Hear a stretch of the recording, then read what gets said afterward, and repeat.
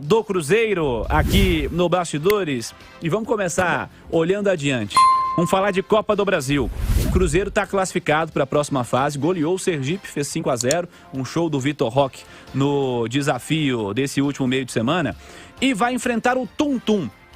Eu te confesso, Romano, que nunca havia ouvido falar nesta cidade. Para quem não sabe, Tum Tum é uma cidade maranhense que tem esta equipe há pouquíssimo tempo. Formada há pouquíssimo tempo. E é uma oportunidade legal que a gente tem de conhecer um pouco mais de mais um clube de uma cidade, que é uma cidade pequena, lá no centro maranhense. E vamos poder falar um pouquinho sobre isso e conhecer um pouco mais desse próximo adversário do Cruzeiro. Para isso, aqui no Bastidores, estamos recebendo o Marcos Vinícius, diretor de futebol do Tum Tum, da Itatiaia. Queria que você começasse falando para a gente sobre esse momento especial da equipe, né? Com pouquíssimo tempo de fundação, uma importantíssima classificação na Copa do Brasil, uma vitória de fato imponente contra o Volta Redonda, uma equipe muito mais tradicional, né, no cenário nacional. Venceu por 4-2 e agora enfrentando o Cruzeiro. Dias muito especiais, certamente, vocês estão vivendo por aí, né? Boa noite, João Vitor, Cirilo e a todos os ouvintes da Rádio Itatiaia. Tum Tum vive um momento mágico. Um clube que vai completar agora 8 meses de existência. E logo no primeiro ano de existência, chegar a uma Copa do Brasil e enfrentar um clube do porte do Cruzeiro é algo inexplicável, é algo que nós não conseguimos nem imaginar e estamos todos em êxtase, né? Muito, muito felizes com tudo que tem acontecido na história do Tum Tum Esporte Clube e o que vem acontecendo, o trabalho que vem sendo realizado nos permite sonhar cada vez mais, né, com todo respeito a toda a história do Cruzeiro, que é o maior campeão nacional. A gente pretende fazer um jogo bom, né, e se Deus nos abençoar, gostaríamos de sair com um resultado positivo. Eu queria que você contasse um pouco mais pra gente da história do clube, como foram os passos aí até os dias atuais, o envolvimento da cidade com o futebol. Você me disse que fez parte desde a construção inicial da equipe, que não faz muito tempo, né? Em relação à história do clube, como foi dito anteriormente, é um clube que vai completar 8 meses de existência no dia 27 próximo. E foi um processo bem rápido, né, idealizado pelo prefeito Fernando Pessoa. Ele nos convidou e desde o convite realizado à minha pessoa e ao presidente Chiquinho, nós corremos bastante, trabalhamos duro para resolver todas as questões burocráticas que é necessário para a construção, para a instituição de um clube. E bem antes de já estar com documentação ok, a gente já vinha fazendo um planejamento, né, de contratação de treinador, de captação de jogadores. Então foi um trabalho que foi bem feito na nossa perspectiva, tanto pelo presidente, pela minha pessoa, pelo treinador Danilo, né? E baseado assim, em muita organização e muito planejamento, conseguimos logo na primeira competição, né, o acesso para a primeira divisão do Campeonato Maranhense. E quando planejamos esse time para o Campeonato Maranhense, a gente já pensava também na Copa FMF, né? Muita organização. Nós montamos uma equipe relativamente jovem, sub-23, com alguns poucos acima da idade, uma equipe forte, pensando que poderíamos alcançar com esse elenco o acesso, como conseguimos, e, consequentemente, já ter uma equipe montada para a Copa FMF, que é uma competição estadual que dá vaga à Copa do Brasil, mas que é sub-23. E como já tínhamos uma equipe montada lá da segunda divisão, já trabalhando desde agosto, quando chegamos em novembro, já com a equipe preparada, a gente estava um pouco à frente das demais equipes que foram montar ainda para a competição. Não deu outra, né?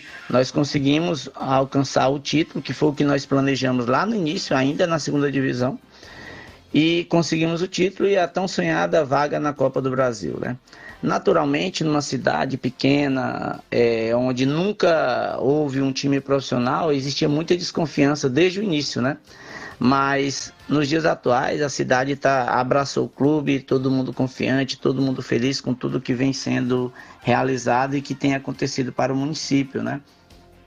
E como é que estão as condições do estádio por aí? Vou pedir ao nosso Ian Cássio, que está com a gente aqui nas imagens da live hoje, para mostrar para a turma que está no YouTube da Itatiaia as imagens do estádio, né? Do campo da cidade de Tuntum, o estádio onde o Tuntum...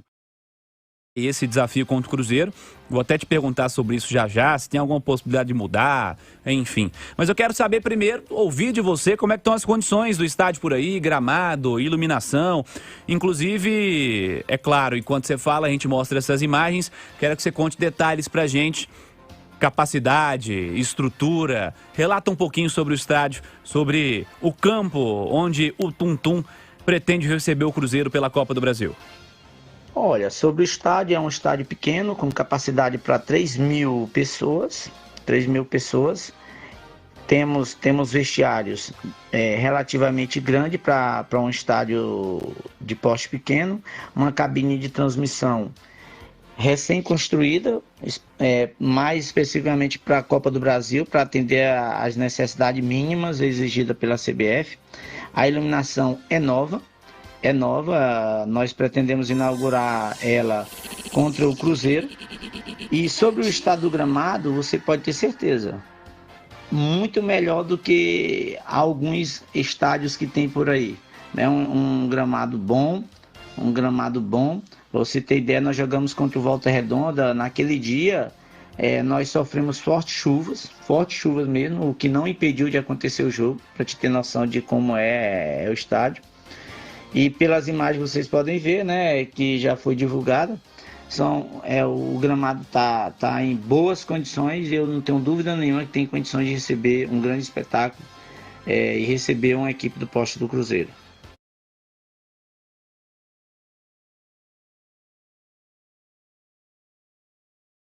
Do Cruzeiro na segunda fase da Copa do Brasil. Você disse de um estádio em boas condições e é o que as imagens relatam realmente quanto ao gramado. Há alguma possibilidade da partida não ser na casa de vocês? Vocês cogitam isso? Vocês falam sobre isso? Existiria algum tipo de situação que poderia tirar o jogo desse estádio? Conta um pouquinho pra gente sobre isso. Na nossa perspectiva, não há nenhuma possibilidade do jogo ser fora da nossa cidade. Porque pelo regulamento e pelas condições que o regulamento exige, a gente atende em todas. Temos uma iluminação adequada para o jogo, temos cabine de transmissão, temos todos os laudos de segurança, temos tudo mínimo que é exigido de Copa do Brasil. Nessa fase nós temos, então não vemos nenhuma possibilidade de ser alterado o mando de campo para outro estádio. Então tá tudo que o jogo vai ser na nossa cidade. Fizemos todos os preparativos para que fosse realizado em nossa cidade e com as graças de Deus receberemos o Cruzeiro na data ainda a ser definida pela CBF e iremos em busca do melhor resultado. E pra gente fechar aqui, o que significa financeiramente a Copa do Brasil e esse jogo contra o Cruzeiro para a equipe de vocês? Quais os planos do clube com essa competição que tem permitido a muitas equipes sonhar, né, com uma estabilidade financeira? Mais uma vez te agradeço pela presença aqui no Bastidores, Marcos Vinícius. Participar da Copa do Brasil nos permitiu um ganho financeiro muito grande para a nossa realidade. Hoje a nossa folha gira em torno de R$80 mil. Então nós já temos garantido um pouco mais de 1.300.000, o que significa uma folha de muito tempo, né, em relação à nossa realidade. Mas nós não sonhamos apenas uma estabilidade financeira, nós sonhamos também construir a nossa sede. Então faz parte dos nossos planos construir uma sede com um centro de treinamento moderno, com uma casa que possa receber todos os atletas, comissão técnica, enfim, toda uma estrutura básica que um clube de pequeno e médio porte necessita para desenvolver bem o trabalho, né? E essa classificação em cima do Volta Redonda significou muito, né? Muito mesmo. E não custa nada sonhar, né? Quem sabe passar pelo Cruzeiro. A gente já viu aí no cenário nacional alguns exemplos positivos em relação ao time pequeno, Asa de Arapiraca contra Palmeiras, enfim, vários outros clubes. E quem sabe o Tum-Tum não possa ser uma zebra que venha desbancar o todo-poderoso Cruzeiro, né? A gente sabe que vai ser muito difícil, o Cruzeiro é muito favorito nesse jogo, mas o Tum-Tum, com toda a humildade, vai continuar fazendo seu trabalho e tentar colocar mais um marco histórico na sua curta vida e, quem sabe, alcançar a classificação e ir para a terceira fase. E eu me despeço nesse momento, né? Agradecendo o convite, estamos à disposição e vai ser um prazer enorme receber todos da Itatiaia, todos os mineiros que vão vir para cá, o Cruzeiro. Tum-Tum é uma cidade bastante acolhedora e eu não tenho dúvida nenhuma que todos que vierem aqui retornarão felizes, porque é uma cidade bastante acolhedora que recebe muito bem todos os visitantes. Legal, obrigado aí ao Marcos Vinícius, diretor de futebol do Tum-Tum. É uma Copa do Brasil, Romano, que tem tido o poder de transformar realidades financeiras, né, de equipes nos últimos anos. Vimos, por exemplo, me lembrei do caso do Afogados, que também falava de usar dinheiro de Copa do Brasil para mudar o clube estruturalmente, né? É interessante essa ideia, né?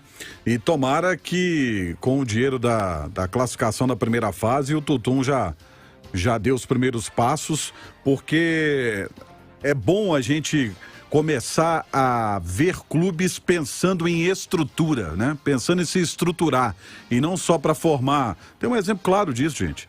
O Paraná Clube, em 2018, estava disputando a Série A do Campeonato Brasileiro. Hoje o Paraná está na Série D do Brasileiro e na segunda do Paranaense, para se ter uma ideia.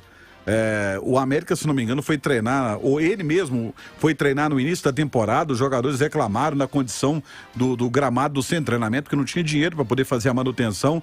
E é legal ver clubes que estão pensando na estrutura, né? Se estruturarem. Isso é muito legal. Isso no futebol é muito importante, você ter uma estrutura e dar uma condição para que os seus atletas possam jogar. E o legal da Copa do Brasil é isso, né?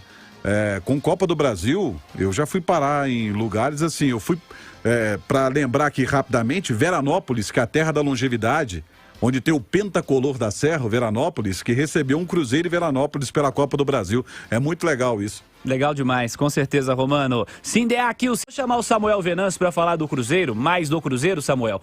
O Thiago já partiu? Me conte mais. Fala aí, Samuel, boa noite. Fala, Cirilo, boa noite para amigo ligado aqui no programa Bastidores. Pois é, o centroavante Thiago já seguindo para a Bulgária para fazer os exames médicos e ser anunciado pelo Ludogorets da Bulgária. Ele vai jogar no futebol europeu. Até segunda-feira o Ludogorets tem como prazo, porque fecha a janela de transferência no país. Mas está tudo muito bem encaminhado. Cruzeiro e Ludogorets, aqueles detalhes que a gente já divulgou. O Cruzeiro vende 55% dos direitos por 3 milhões e 600 mil reais. Tem a possibilidade de faturar mais 1,5 milhão, caso o clube se classifique para a próxima disputa da Champions. E o Cruzeiro vai manter 15% dos direitos econômicos do jogador. O Thiago fez 3 gols em 8 jogos nesta temporada. E agora vai jogar, como eu disse, no futebol europeu. O Edu é o centroavante titular. Cruzeiro até deve buscar uma outra opção, talvez ali para ser um reserva imediato.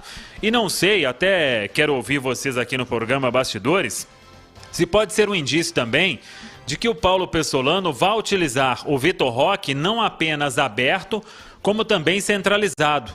Eu e o Panzi, a gente até comentou isso mais cedo dentro do Rádio Esportes. O Vitor Roque, quando ele centralizou no jogo, fazendo ali um revezamento com o próprio Thiago, ele meteu os 2 gols. Recebeu do Thiago, deu um drible desconcertante no marcador, no Lazzarini, e marcou o gol. E depois um gol de centroavante mesmo, cruzamento do Rafael Santos, e ele de cabeça mandou para o fundo das redes. Então, pode ser um indício disso, de aproveitar também ali por dentro o Vitor Roque. O Pessolano até chegou a testar o Vagninho contra o Vila Nova, aí já não funcionou. Acho pouco provável que vá repetir. Mas o certo é que o Thiago está mesmo negociado, já seguindo viagem para Europa. Cirilo. Ô Romano, essa pergunta, esse questionamento do Samuel, eu cheguei a fazê-lo aqui no Bastidores também e no apito final. O Thiago saindo é um possível indício de mais minutos para o Vitor Roque? Acredito que sim, e na posição original dele, que é jogando por dentro. Como ele começou no América, depois foi pro Cruzeiro, jogando dessa forma. Eu acredito que sim.